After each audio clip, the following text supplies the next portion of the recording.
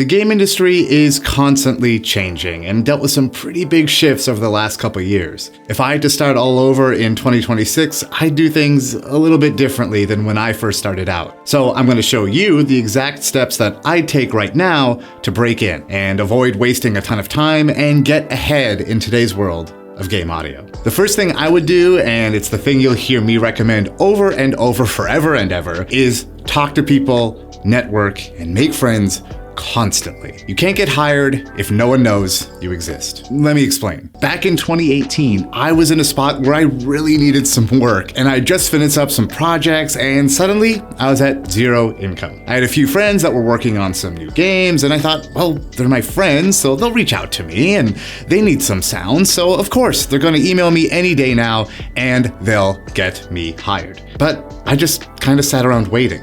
And I waited for ages, not getting hired at all, gradually watching my bank account get lower and lower and lower. And eventually I got tired of waiting and reached out to one of the aforementioned friends to see if they needed my help on any of their projects. And you know what one of my friends told me? I wish you had reached out sooner. We were struggling to find a sound designer and just hired someone yesterday. Sorry. If I had just talked to people instead of sitting around being invisible, I would have gotten the gig and had a project that I so desperately needed. This person even knew I existed, but people don't have perfect memories. It's not my friend's fault for not hiring me. You have to show up in their field of view over and over and over to be the person that they realize, oh, I can hire you. So if I were to restart in 2026, I would talk to people constantly. Now, this doesn't mean you should just go around and beg for work from total strangers. But if I were just starting out, I would do anything and everything I could to be in front of people so they would eventually learn who I am, that I was an adorable, sweet little pumpkin, and that I'm trustworthy enough to hire. I'd go to local game dev meetups in my city and also find bigger conferences to go to every so often, like the Game Developers Conference or Game SoundCon. I'd go to game jams, which would give me some real world experience and kind of force me to work with other developers of other disciplines that I never would have met or worked with otherwise. But perhaps most importantly, I would volunteer wherever and whenever I could. Volunteering is the fastest and maybe easiest and probably cheapest way to get into all sorts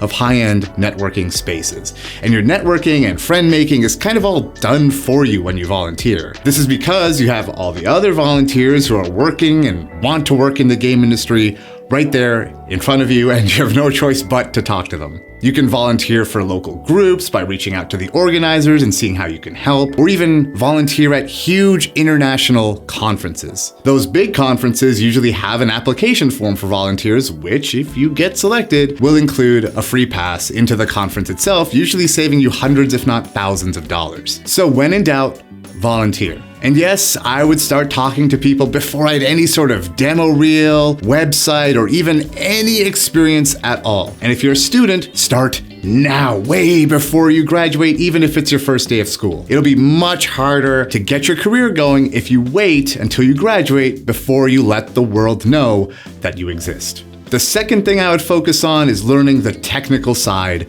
of game audio. Back when I started out in game audio about 350 years ago or so, the technical side of it was seen as esoteric, odd, strange, and if you knew how to do any of it, you would get a job instantly. Heck, I got my first high-paying job here in Seattle simply because I could answer a game developer's basic questions about Fmod. He even fired his current audio person and hired me instead, and we worked together for a good number of years after that. Things like learning game engine, source control, and middleware like Fmod and Wise were seen as superpowers back then. But now, it's expected that you have technical game audio skills without exception. They're just base level skills that everybody needs to know, composer or sound designer. But still, almost no one bothers to learn them, and if they do, they kind of do it in a half-hearted way. So if I were to restart my career in 2026, I would put a huge focus on the technical skills that so many people need that most are ignoring. And here's the best part. The amount of resources available to learn all this technical stuff is just insane. There are YouTube videos, free courses, and entire encyclopedias worth of knowledge available to you right now without needing to pay a penny. Personally, I would just learn the absolute basics of the Unity game engine first. Then I would go through Wise's free courses, which would help me understand middleware inside and out. Then I would do the same thing with Fmod, going through their free resources and YouTube videos, learning how implementation works with their tools instead of Wise's. During all this, I would go through a tutorial on source control and learn how to use Git and Perforce specifically. And after all that, I would go through and learn Unreal, blueprints, and meta sounds, and then also how Fmod and Wise are implemented and work within these game engines like Unreal and Unity as well. Note how I didn't say you need to learn to program. You don't need to learn how to program, but you do need to know how to talk to every other department on a game development team using their terms. So if you go through these resources that I'm going to link down below and you know about the pipelines of programming, art, QA, and the rest, you are going to be a very valuable audio person indeed. Again, I've put links down in the description below for everything that I just mentioned, so if you don't have this all figured out already, get to learning. Next up, I would focus on making something, anything, beyond the standard demo reel. I'm gonna say something blasphemous. No one cares about your demo reel. No one. Demo reels are kind of like college textbooks. No one wants to write it, and no one wants to read it. No one wants to really make a reel, and no one wants to listen to them. They're often boring, and a lot of them aren't so great. And here's the thing, I've been working full-time in game audio for 14 years, and I still don't have a demo reel, and yet I'm still getting jobs just fine. I get that a bunch of job applications say that you need to have a demo reel, but having just a good reel on its own won't get you hired. It's just not that impressive unless you're in the top 0.0001%, and in that case, you probably don't need one if you're that skilled, because you're probably getting hired through your network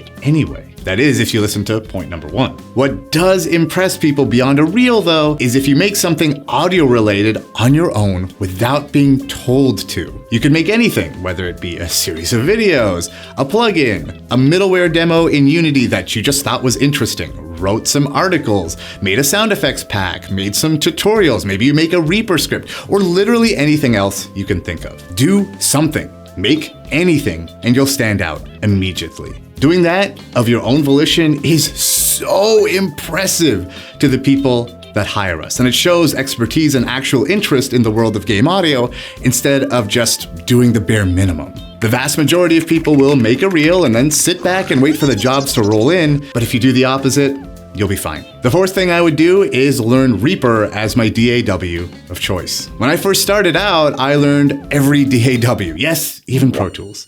I know, I expect your sympathy cards in the mail any day. That's because my professor said you're going to work with all sorts of people, so they're going to need you to work in their DAWs. That's not terrible advice, and that may have been true of the world then, and it's probably still true of the world of film and post-production, but in game audio, you can kind of use whatever tools you want with some exceptions here and there. But if I were to have the freedom to pick just one DAW and stick with it, it would be Reaper. It's cheaper than most DAWs, is insanely customizable, and is literally perfect for most game audio workflows, especially when you start adding Reaper scripts to it. Yes, every DAW is useful and great except Pro Tools, and you can learn to use absolutely whatever you want and be fine except Pro Tools, but if I were to restart, I would learn Reaper first and foremost. I would focus heavily on customizing it to a game audio workflow and making sure I get especially fast with learning how to make variations of sounds, editing voiceover, iterating on sounds, and naming my files appropriately, and even getting good at exporting videos and showing off my work as quickly and easily as possible. If you can get fast with Reaper, you can practice, create, and iterate with much less stress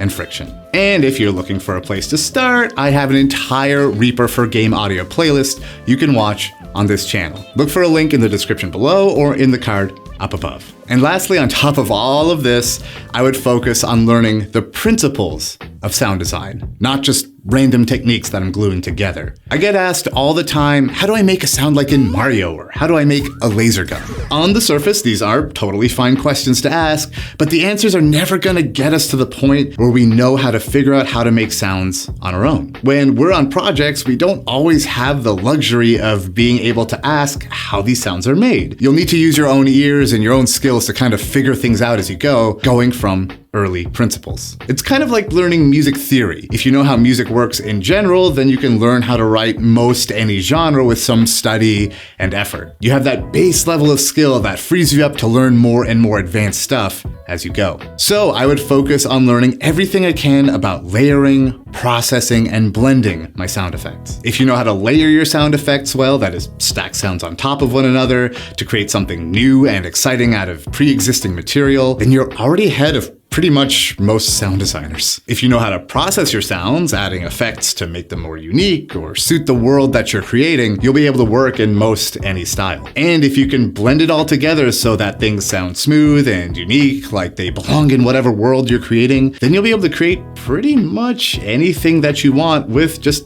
a little bit of effort. To start learning those concepts, I recommend watching other sound designers work and go through their process. I have an entire playlist where you can watch me create sounds from scratch, which is sure to help you understand these concepts as I go. And if you want to get more advanced and learn these concepts and learn how to use synthesizers well, I have a premium course called Step-by-Step Synthesis and Step-by-Step Sound Design, linked in the description below, that will walk you through everything. And if you want to go even further and are really serious about your career, you can even sign up for my free newsletter where I give out career advice, free sounds, ebooks, free courses, and everything else that I can possibly give you to help you succeed. Link in the description below as well. But even if you do all of this, it won't be enough. There are some key mistakes that every new sound designer makes when they jump into this world.